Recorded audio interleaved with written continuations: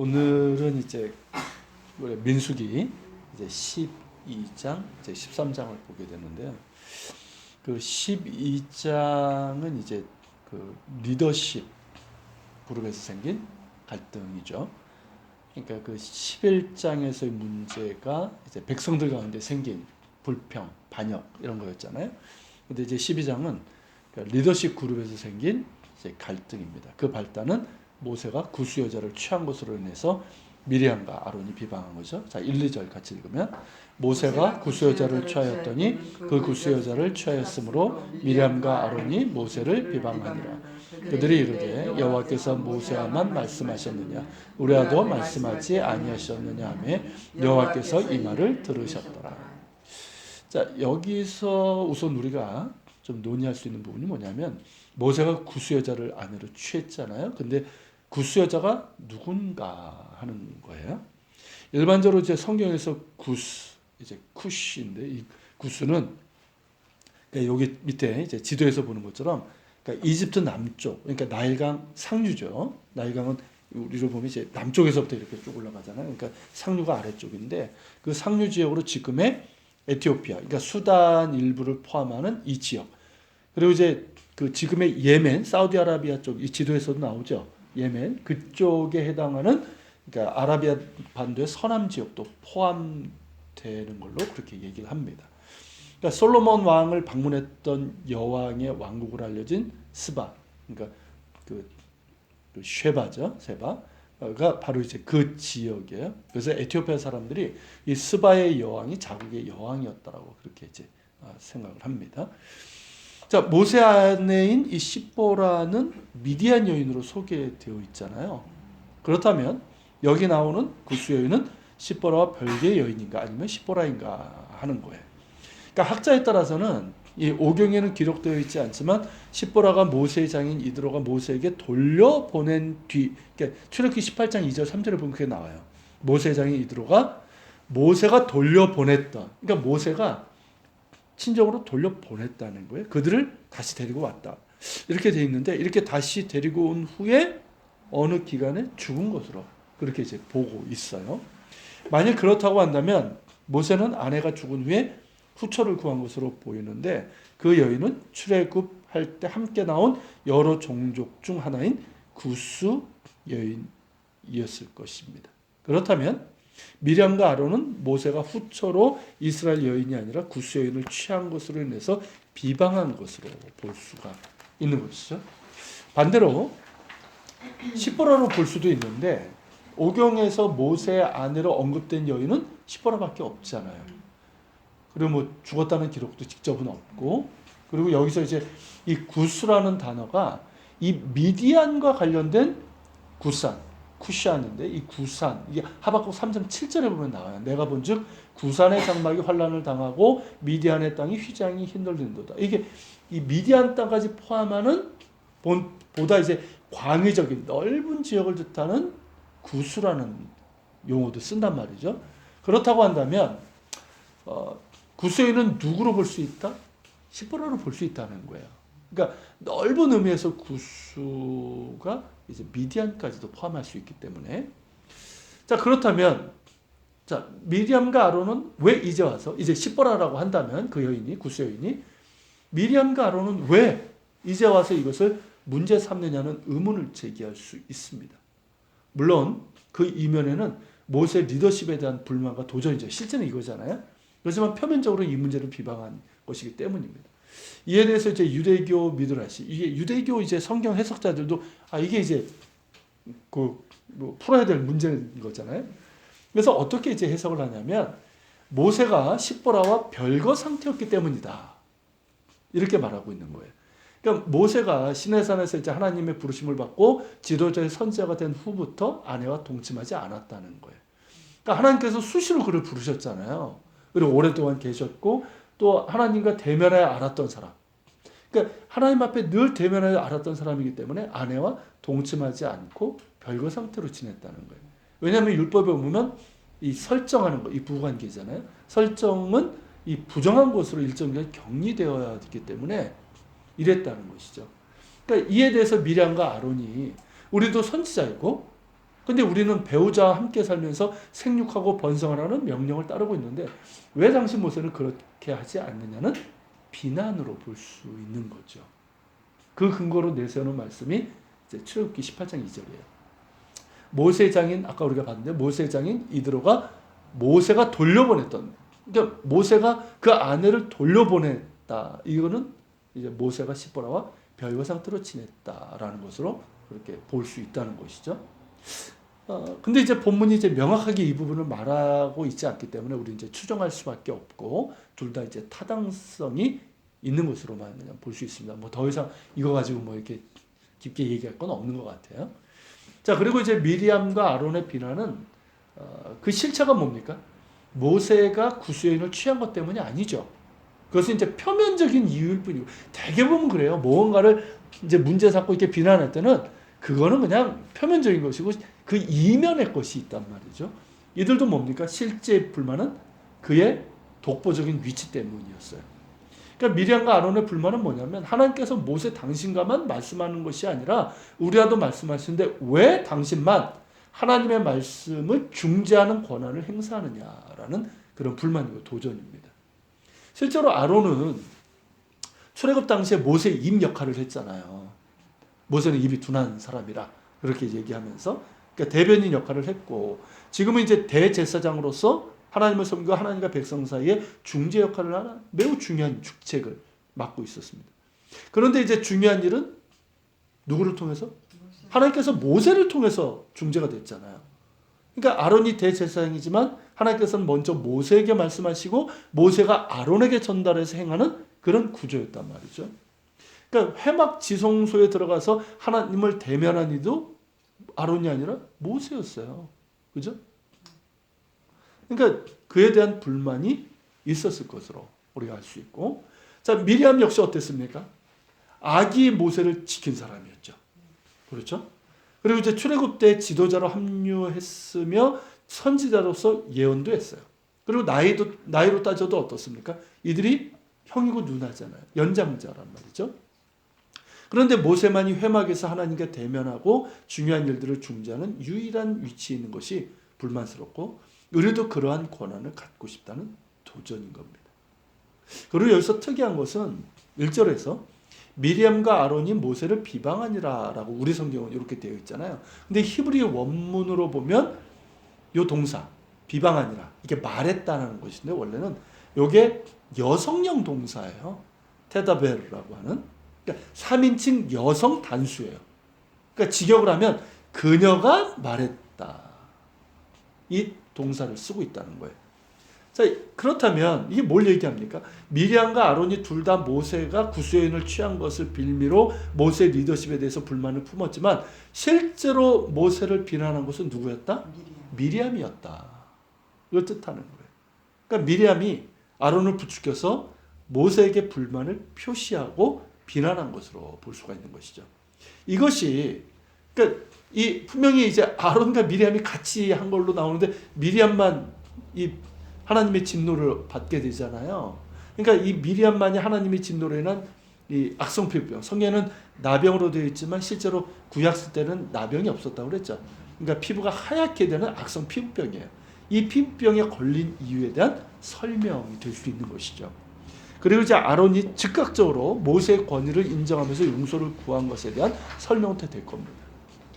그러니까 아론이 이렇게 예전에 금송아지 사건에서도 보는 것처럼 그렇게 이렇게 강하게 이렇게 뭘 할 수 있는 사람은 아니에요. 자, 그리고 이제 3절서부터 이제 9절 요 리더십에 대한 이제 하나님의 이제 대응이 이제 나오는데 자, 3절서부터 9절을 보겠습니다. 이 사람 모세는 온유함이 지면의 모든 사람보다 더하더라. 여호와께서 갑자기 모세와 아론과 미리암에게 이르시되 너희 세 사람은 회막으로 나오라 하시니 그 세 사람이 나아가매 여호와께서 구름 기둥 가운데서 강림하사 장막 문에 서시고 아론과 미리암을 부르시는지라. 그 두 사람이 나아가매 이르시되 내 말을 들으라. 너희 중에 선자가 있으면 나 여호와가 환상으로 나를 그에게 알리기도 하고 꿈으로 그와 말하기도 하거니와 내 종 모세와는 그렇지 아니하니 그는 내 온 집에 충성함이라. 그와는 내가 대면하여 명백히 말하고 은밀한 말로 하지 아니하며 그는 또 여호와의 형상을 보거늘 너희가 어찌하여 내 종 모세의 비방하기를 두려워하지 아니하느냐. 여호와께서 그들을 향하여 진노하시고 떠나시매. 자, 이 본문은 먼저 뭘 얘기합니까? 이 미리암과 아론의 불만과 비방과는 대조적으로 모세의 성품에 대해서 말하고 있죠. 이게 이제 3절인데 이 사람 모세는 온유함이 지면의 모든 사람보다 더하니라. 여기서 이제 온유한이라는 의미로 사용된 히브리어 단어가 이제 아나브라는 단어예요. 근데 이 단어는 이제 겸손한, 온순한, 가난한, 괴로워하는 이게 여러 가지 뜻으로 이제 사용되고 있는데 여기서는 이제 겸손한 내지는 온순한이라는 뜻도 있겠지만 그보다는 뭐가 더 강하냐면 헌신적인, 신뢰할 만한 이런 의미로 해석할 수가 있는 거예요. 물론 이제 자신을 비방하면서 리더십에 도전하는 미리암과 아론에 대해서 화를 내거나 맞대응하지 않고 오히려 하나님께 중재의 기도를 하는 것으로 보면 이 사람에 대한 어떤 겸손한, 온순함 이런 의미로 볼 수도 있죠. 그렇지만 이어지는 하나님의 말씀을 보면 뭐라고 얘기했습니까? 7절에 보면 모세는 하나님의 온 집에 헌신적으로 충성하는 사람이잖아요. 그리고 이제 하나님께서 대면하여 명백히 말씀하실 뿐만 아니라 당신의 형상을 보여주실 정도로 신뢰하시는 사람. 그런 의미를 이제 볼 수 있다는 거죠. 그렇게 이제 하나님의 온 집에 헌신적으로 충성하며 하나님께 신뢰하는 사람이 모세인데 너희가 어찌하여 내 종 모세 비방하기를 두려워하지 아니하느냐는 책망인 겁니다. 이는 모세의 권위는 모세 자신에게 있는 것이 아니라 하나님께서 친히 세우시고 주신 것이고 또 모세는 자신을 세우신 하나님께 헌신적으로 충성했고 그런 까닭에 미리암과 아론이 비방하는 자리에서 모세의 권위를 다시 확증시켜 주신 것이라고 우리가 볼 수 있는 것이죠. 자, 하나님께서 이제 미리암과 아론을 향하여 진노하시고 떠나시자 구름이 장막에서 떠나갔고 미리암은 피부가 하얗게 되는 악성 피부병에 걸리고 맙니다. 이게 미리암의 피부가 하얗게 되었다는 것은요, 이게 참 그런 부분도 우리가 볼 수 있는 거예요. 자, 그녀가 이제 구스 여인을 아내로 취하고 비방했죠. 이 구스 여인은 피부가 까맣습니다. 함족이에요. 그러니까 샘족이 아니라 함족입니다. 그러니까 어떻습니까? 이 검은 피부색으로 인한 인종주의적인 편견을 드러낸 걸로도 볼 수가 있는 거예요. 그에 대한 심판이죠. 그렇죠? 그러니까 하나님은 이 피부색 가지고 편견하는 걸 매우 싫어하시는 분이에요. 이거 우리가 볼 수 있고. 자, 어찌되었든 자신들의 불만과 도전이 하나님의 진노를 샀다는 것을 깨달은 아론은 모세의 권위를 인정하면서 용서의 선처를 구합니다. 11절 12절이죠. 아론이 이에 모세에게 이르되 슬프도다 내 주여 우리가 어리석은 일을 하여 죄를 지었으나 청하건대 그 벌을 우리에게 돌리지 마소서. 그가 살이 반이나 썩어 모태로부터 죽어서 나온 자같이 되지 않게 하소서. 자, 비록 자신보다 나이 어린 동생이고 자신이 대제사장이지만 아론은 하나님께서 부여하시고 확증하신 모세의 권위를 인정합니다. 그러니까 하나님의 종 모세는 아론의 주. 뭐라고 그러는가? 내 주라고 그러죠. 이게 아돈이에요. 아돈이. 내 주. 그러니까 그에게 이제 주인 것이죠. 그러니까 아론이 자신의 잘못을 뉘우치며 모세의 권위를 인정하고 미리암의 임한 진노를 거둬줄 것을 청하자 모세는 미리암을 고쳐달라고 하나님께 부르짖어 기도합니다. 그러니까 모세의 온유함, 그러니까 실제적인 의미는 이제 헌신적이고 신뢰할 만한 그런 의미지만, 그러니까 모세의 온유함은 자신을 비난하며 권위에 도전하는 이들을 품고 하나님께 용서와 치유를 구하는 중재의 기도로 나타납니다. 그러니까 자신을 반대하는 자들까지도 품고 기도하며 하나님의 긍휼을 구하는 리더십이죠. 참 이런 리더십이 우리가 참 필요한 거죠. 그러니까 하나님께서 왜 모세를 세우셨는지를 알 수 있는 대목입니다. 그렇지 않겠습니까? 그 이스라엘 백성들을 이끌고 가려면 이런 리더십 없이는 안 돼요. 그렇죠? 자, 하나님께서는 이제 모세의 간구를 들어주시지만 악성 피부병에 걸렸던 미리암을 율법에 따라 진영 밖에 이래 동안 격리시킬 것을 명하십니다. 그러니까 이거는 이제 뭐 지도자에도 이거는 예외가 될 수 없는 것이죠. 이 기간 동안 미리암은 어땠을까요? 일주일 동안 따로 격리된 거예요. 격리 수용된 거예요. 그 기간 동안 겸손히 자신을 돌아보며 참회의 시간을 가졌을 겁니다. 그렇게 이제 미리암이 진영 밖에 일주일 동안 격리되어 있으면서 어떻게 됩니까? 행진도 멈추게 되죠. 그러니까 어떻게 보면 이제 미리암 때문에 행진이 이제 멈추기도 했지만 이것은 하나님의 자비입니다. 만약에 계속 행군을 했다면 미리암은 어땠을까요? 광야 한복판에서 죽고 말았을 거예요. 격리됐거나 뒤에 뚝 떨어져서 가야 되는데 어떻게 됩니까? 뭐 돌볼 수 있는 방법이 없잖아요. 그렇게 이제 하나님께서는 미리암의 죄를 징계하시면서도 그녀에게 자비를 베푸셨고 미리암은 하나님의 자비 가운데서 율법에 따라 일주일 동안 격리를 통해서 자신의 죄를 회개할 수 있었던 것이죠. 자, 어디에서든 리더십의 권위에 대한 불만과 도전은 있는 것 같습니다.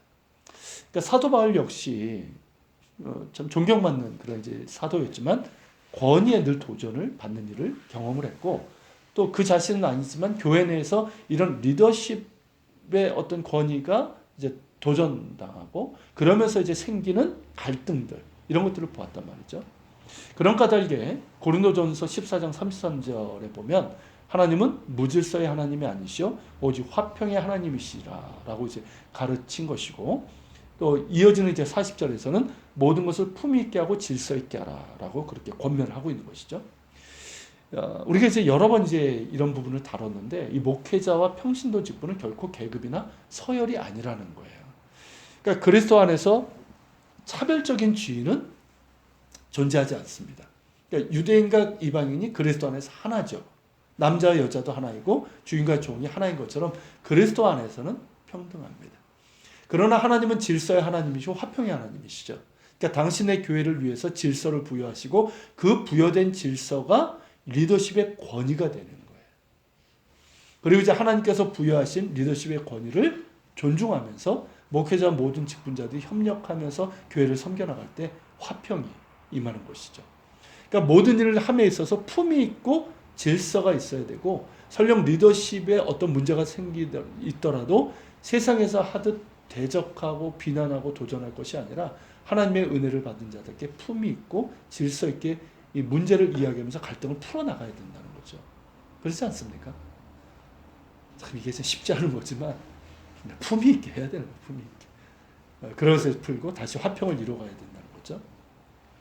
또한 이제 목회자, 평신도 직분자들, 그러니까 교회의 리더십이잖아요. 교회 리더십으로 세워진 사람들은 하나님께서 세우신 거잖아요. 그러니까 하나님의 은혜를 기억하면서 그것이 굴림이 아니라 섬김의 리더십이라는 것을 인식해야 되고 늘 겸손히 그리고 성실하게 그 직임을 수행해야 됩니다. 먼저 주님의 말씀을 가까이 하면서 배워야 되고 준행하고 가르쳐야 되고 또 말과 행실과 삶에서도 신앙인의 본이 될 수 있도록 처신해야 되는 거죠. 그리고 모세가 그랬던 것처럼 하나님 앞에서 헌신적이고 충성스러운 마음으로 섬기면서 순종해야 될 것이고 다른 사람에 대해서도 온유함으로 품고 중재 기도를 하는 중보적 리더십을 갖춰야 됩니다. 그럴 때 리더십이 세워질 때 그러한 리더십이 세워질 때 그 교회는 하나님 보시기에 질서 있고 화평한 공동체를 이루어갈 수 있는 것이죠.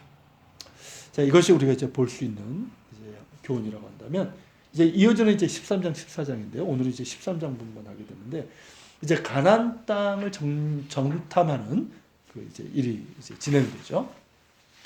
자, 1절서부터 3절을 같이 보겠습니다. 여호와께서 모세에게 말씀하여 이르시되 사람을 보내어 내가 이스라엘 자손에게 주는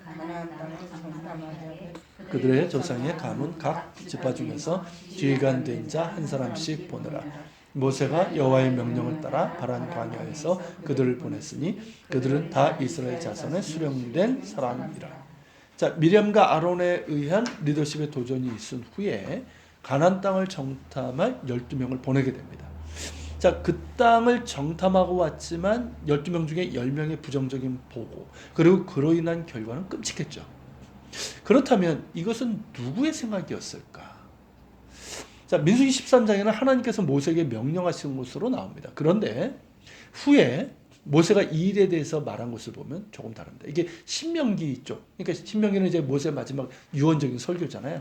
자, 거기에 보면 이렇게 나와요. 1장 19절부터 24절.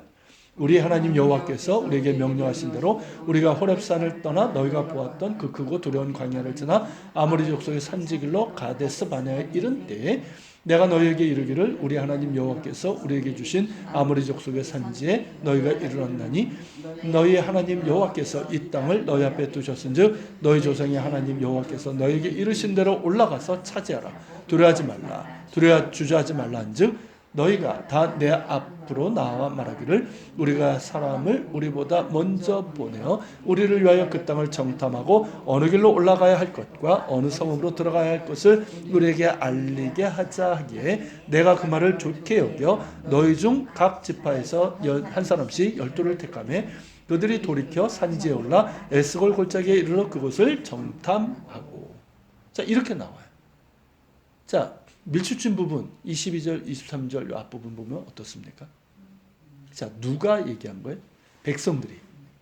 그러니까 이 두 본문을 종합해 보면, 자, 모세가 백성들에게 먼저, 자, 이제 가데스바네아 거기서 조금 더 올라가면 네게보고 더 올라가면 산지란 말이에요. 가나안 땅이란 말이죠. 그러니까 이제 모세가 백성들에게 하나님께서 우리에게 약속하신 땅에 이제 올라가서 차지하자. 이러고 이제 얘기할 때에 백성들이 뭐라고?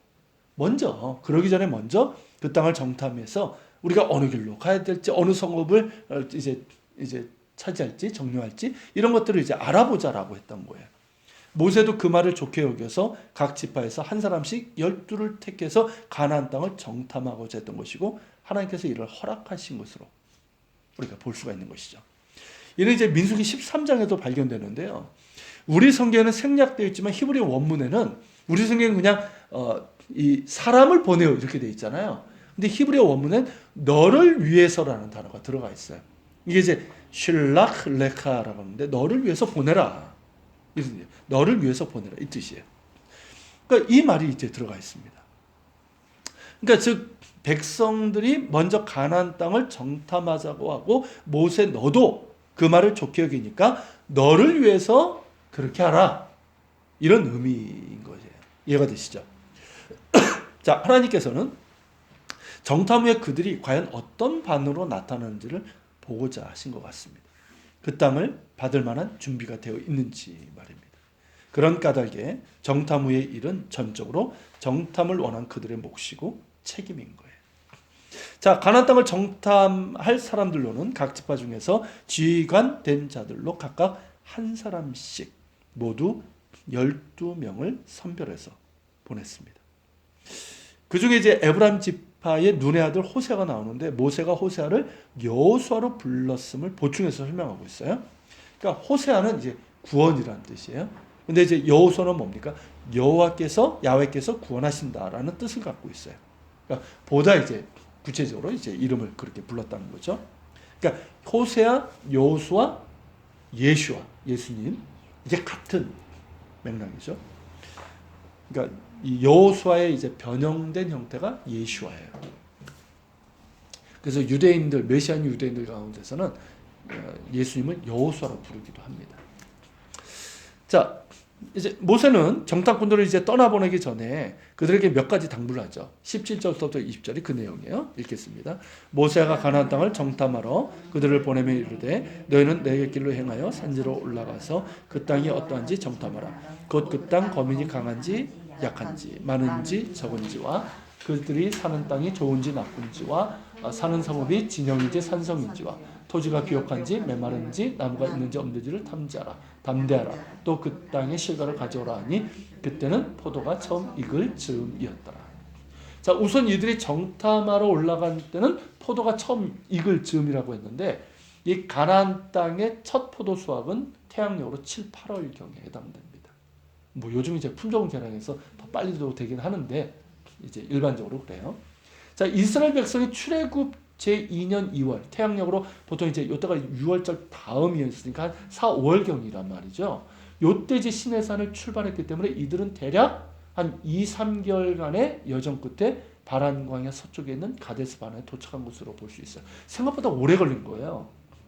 근데 이제 대규모 인원이고 인원이 많으면 아무래도 좀 늦지 않습니까? 그리고 광야길이고, 그러니까 뭐 잠을 자야 되잖아요. 그러니까 머물렀다가 다시 또 이제 떠나고 이런 것들이 있으니까. 그리고 이제 험난한 길이었고, 그 여정에서 또 이스라엘 백성들이 어땠습니까? 반역을 했죠.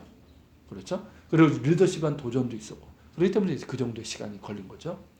자, 모세의 당부는 뭐냐면 네겝길로 행하여 산지로 올라갈 것을 명했어요. 밑에 있는 이 지도 보시죠? 그러니까 요 길이에요, 요 길. 그러니까 가데스바네에서 바로 올라가면 네겝이고 쭉 올라가면 산지예요. 그래서 우리가 보통 얘기하는 어디입니까? 유다 산지, 사마리아 산지, 더 위로 가면 갈릴리 산지, 그래서 이제 르보 하맛까지 이렇게 가는 요 길이에요. 여기로 이제 가라고 한 거예요.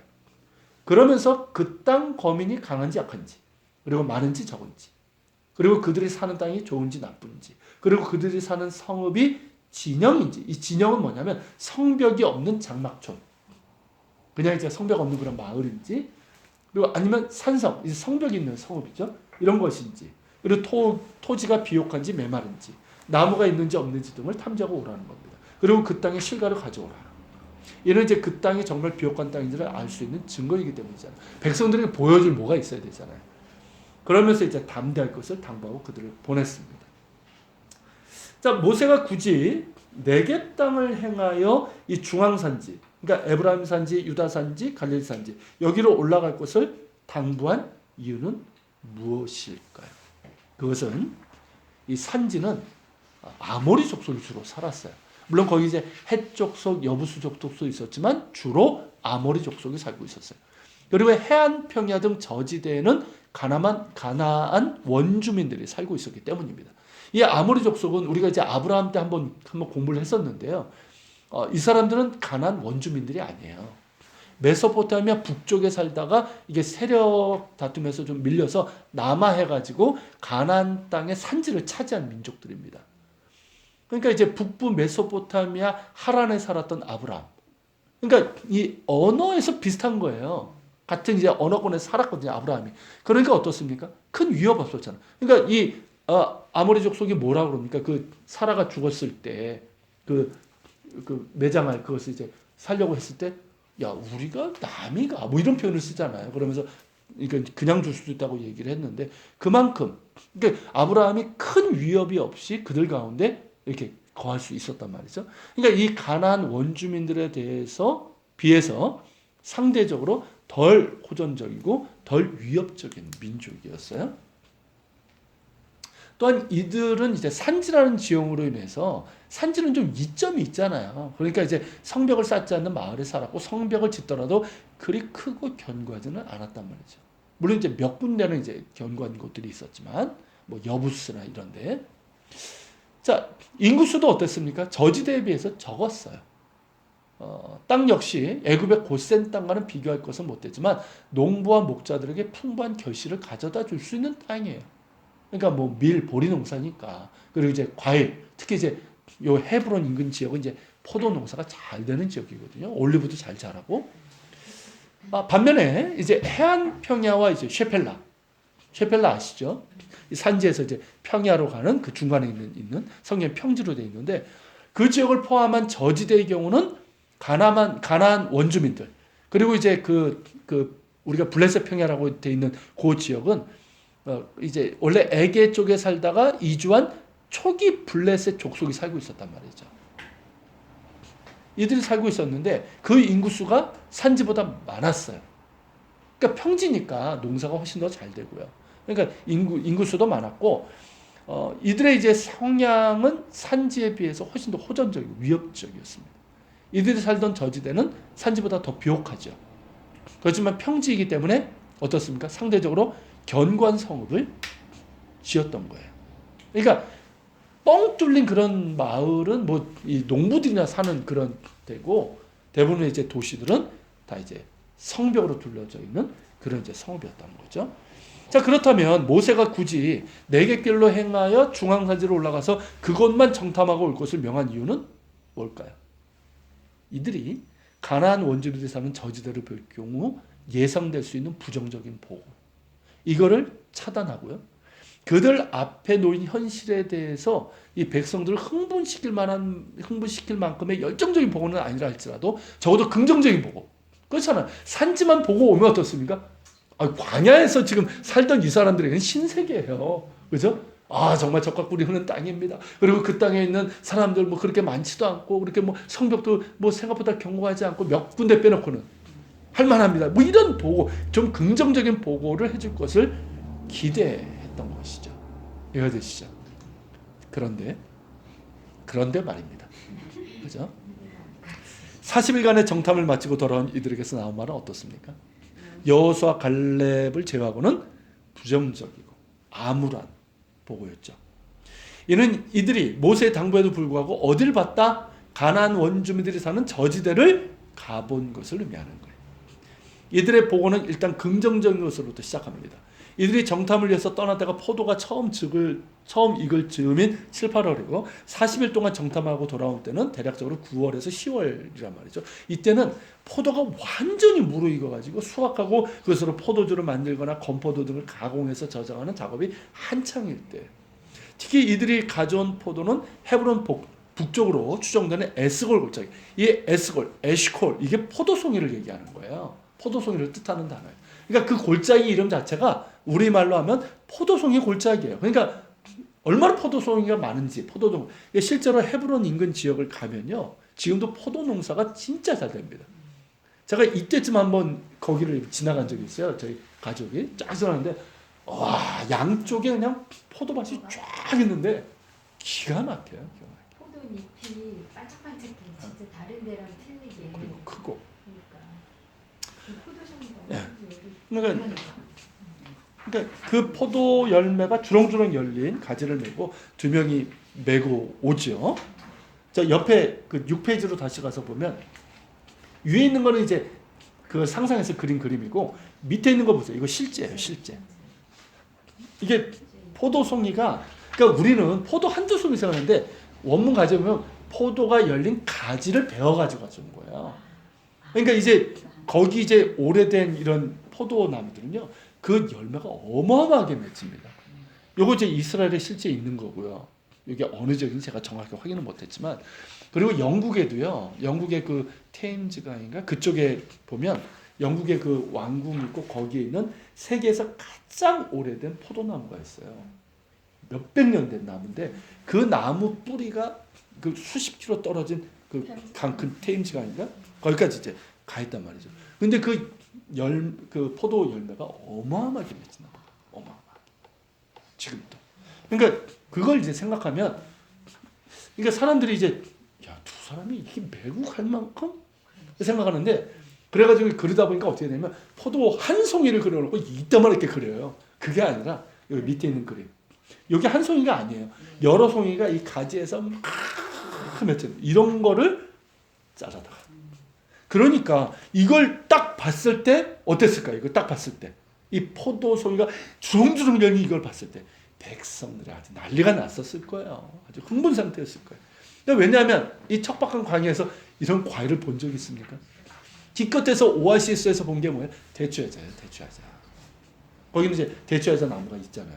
대추야자. 아니면 사막에서 자라는 작은 열매들. 고작 그거예요. 근데 이제 포도는 이건 뭐 볼 수도 없는 거고, 이 주렁주렁 열린 포도, 이걸 보이면서 뭐라고 합니까? 이 정탐꾼들이 과연 그 땅에 젖과 꿀이 흐르는데 그것은 그 땅의 과일. 그러니까 젖과 꿀이 흐른다는 얘기는 이제 전에 한번 잠깐 거론했던 것 같기도 한데, 이게 젖이 이제 유목이거든요.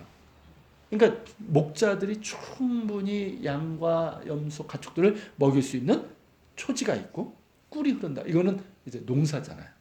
요때 이제 이 꿀은 이제 열매들까지 포함하는 거예요. 우리가 이제 보통 얘는 허니만 얘기하는 게 아니라 과일 열매들.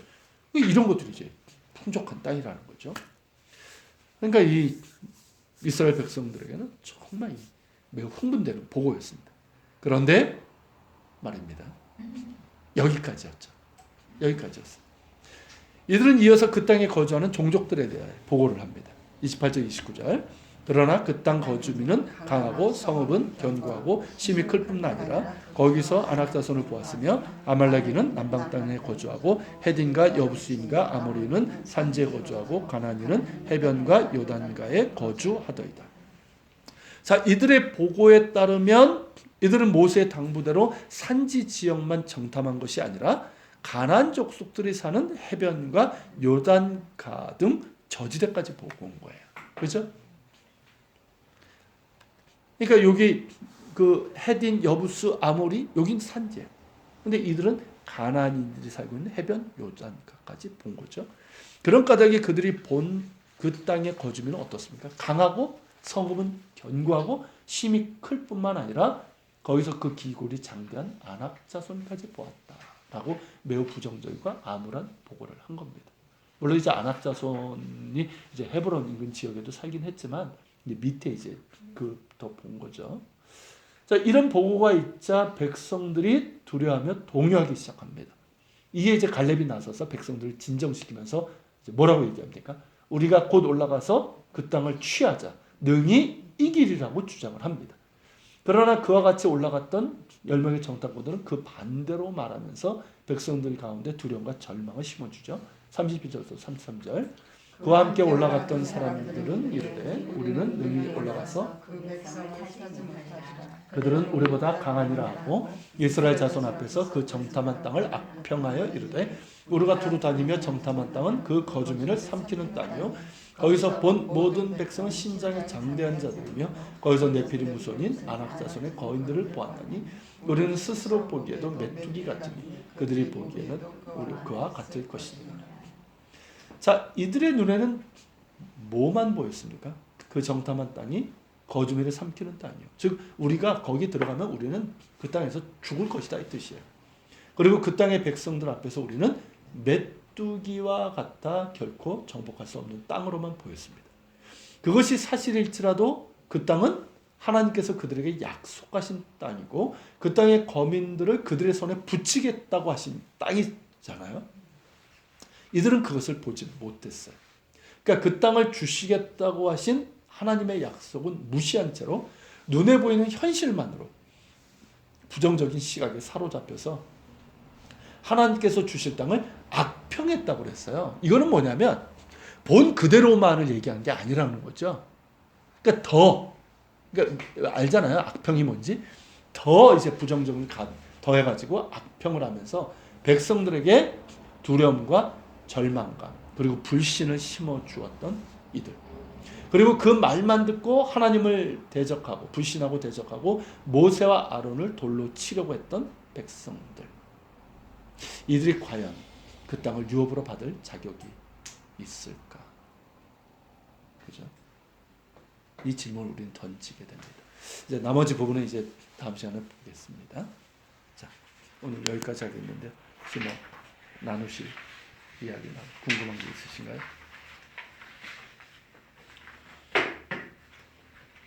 헷갈릴 때가 있어요. 리더십에 대해서 어떨 때 굉장히 왜냐하면 리더십이라도 이제 솔직히 미디안 같이 다 덤비겠다는 게 아니고 좀 이렇지 않습니까? 얘에 대해서 이제 얘기는 하고 싶은데 이때 해야 되는지 말아야 되는지 하는 그런 게 있어요. 그래서 저는 주로 안 하는 편이거든요. 저는 그냥 그냥 지켜보자 이런 편인데 과연 그게 괜찮은 태도일까 하는 걸 좀 고민을 해요. 언제 내가 말을 나서서 안 하는 사람이. 그러니까 이제 사도 바울이 말하는 것처럼 네.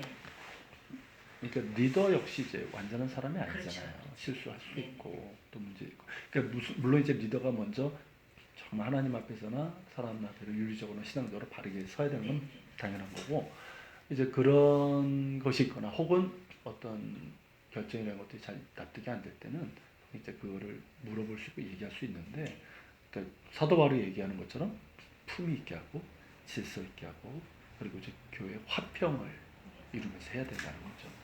근데 그렇지 않고 이제 그 어떤 경우는 이 반대를 위한 반대를 하는 분들이 있어요. 네. 그러면 굉장히 이제 힘들어져요. 문제 해결도 안 되고 이제 사실 한국 교회 저는 이제 목사로서 이게 당회나 전통교회 장로를 당회나 이런 걸 경험해 봤는데 보면 그런 분들이 있어요.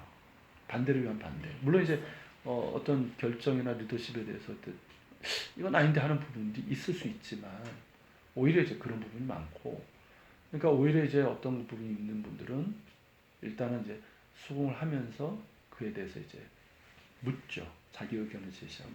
근데 그렇게 안 하는 분들을 위해서 참 어려움을 겪는 걸 봐요. 그러니까 이 리더십은 그러니까 리더 자신의 문제이면서 동시에 그 같이 이제 동역하는 이제 리더십 그룹이나 혹은 팔로워 이런 사람들이 그룹들과의 같은 그런 문제라고 볼 수 있는 것 같아요. 그런 것 같아요. 네. 그 기도를 하거나 어떤 믿음에 대해서 이렇게 있으면 그분이 이제 그런 생각이 있고 그거를 우선순위로 하면 충분히 그게 리더십으로 인정을 하고 기다릴 수 있는 마음이 생겨요. 그랬는데 이제 만약에 그렇게 하지 아니하고 그냥 회의나 열어서 여론이나 조성하고 이런 거 보면 참 그거는 아니 교회에서 굉장히 그런 일이 많잖아요. 그래서 나는 2번이나 이제 지금 그걸 겪은 사람이거든요 지금. 그래서 굉장히 힘들어 솔직히. 내가 첫 번째도 그렇게 해서 나왔고 2번째도 이제 지금 그렇게 해서 이제 했는데 어쨌든 그런 걸 쭉 하면서도 아 과연 이게 내가 나와야 됐었나? 이제 내가 그때 계속 있었어야 되나? 하는 이런 생각들을 이제 하게 되어지더라고요 이게. 그러니까는 내가 물론 이제 이게 내가 나온다고 이제 그거 한 거는 아닌데 내가 잘하는 것도 하고 한 거는 아닌데 이제 그 지금은 어쨌든 내가 맨 처음에 나온 교회도 잘 다른 목사님이 와서 우여곡절 끝에 몇 년 만에 이제 좋은 목사님 오셔서 지금은 이제 잘 되기는 했는데 어떤 싸움이 되어지고 어떤 갈등이 되어지면요 너무 자기 생각에 빠지는 거예요. 이게 하나님 앞에 그냥 우리 다 그냥 우리 하나님이 어떻는가 우리 한번 그냥 하나님 말씀하는 것대로 우리가 한번 해볼래? 그래서 기도를 하든지 해서 좀 잠잠하게 그 시간 동안 좀 자기를 성찰할 수 있는 이런 시간들이 좀 필요할 것 같아요. 목사님이든 성도들은. 그런 시간을 겨치면 하나님 앞에 나름대로 이제 받는 어떤 것들이 좋아지면 참 좋을 것 같은데 그런 모델을 제시를 안 한 거예요. 무조건 문제만 생기면 이거는 이래야 된다. 이제 왜냐하면 이제 장로님이나 이런 분들이 그렇게 해야 된다고 하면 딱 그쪽에 휩쓸려서 이제 그런 모습을 보면 일단 그게 여론이 되어지는 거예요. 그러니까는 우리는 그냥 잠잠히 있고 싶어도 그분 등살에 못 있는 거예요. 그분들 등살에. 그럼 와가 시비 걸고 그러니까 이게 참 힘들더라고요. 이게 굉장히. 그러니까 나올 수밖에 없고 이제 그러잖아요. 왜냐면 믿음을 지키고 계속 싸울 수는 없으니까. 말씀은 들어야 되는데 쉽지 않죠. 참 너무 그래서 이제 힘들어요, 리더십과 리더십 그룹이 중요한 거예요. 굉장히 중요해요 그게. 그러니까 그것이 결국 리더십 안에 그룹 안에 있는 그 갈등은 그 갈등으로 끝나는 게 아니라 공동체 전체에 영향을 끼치거든요. 예, 그게 굉장히 그래서 이제 다 산산조각 나는 거잖아요. 그러니까 그걸 수습하는 것도 굉장히 오래 걸리고요. 그리고 그러니까 이제 이게 또 이제 어떤 상처가 되어지니까 문제가 이제 나가는 드러났을 때 참 그러니까 그런 것들을 잘 처리해야 되는데 나는 우리는 이제 그런 그렇지 걸 못하니까. 싶어요. 그거를. 덮고 네. 뭐 아닌 것처럼 하고 그런 일들이 너무 많으니까. 그래서 뭐 저도 뭐 예전에 뭐 평신도 때 그런 걸 겪어본 사람이고 그래서 저도 도망갔던 사람이고 뭐 지금도 이제 정말 리더십 문제는 뭐 있을 수 있지만 그 문제가 갈등이 되고 뭐 도저히 거기서 뭐 어떻게 방법이 없다. 그 사람이 정말 영적으로 죽을 것 같다. 그러면 저는 그래 도망가라. 그러니까 영적 도망가야죠. 그러니까 도망 나올 수밖에 없더라고요. 네. 거기 있으면 쓸데없는 거 갖고 이제 분분하고 여러 그 사람이 되어지니까. 정말 그 책임을 져야 되는 리더의 자리 있다면 죽든 살든 거기에서 책임져야 되는 거예요. 근데 그렇지 않은 사람이라고 하면 가야죠. 되겠어. 그러면 이제 저희는 뭐 거기에 대한 어떤 대응이나 뭐 어떤 부분보다는 그냥 피해서 나와야 되는 부분인가요? 아니 대항할 수 있는 부분, 그러니까 대응이라는 것이 대응이라는 게. 이제 그러니까 이제 그게 싸워. 아까 이제 얘기하셨듯이 이제 잠잠히 기도하면서 하나님 방법으로 하려는 그룹들은 항상 소수예요.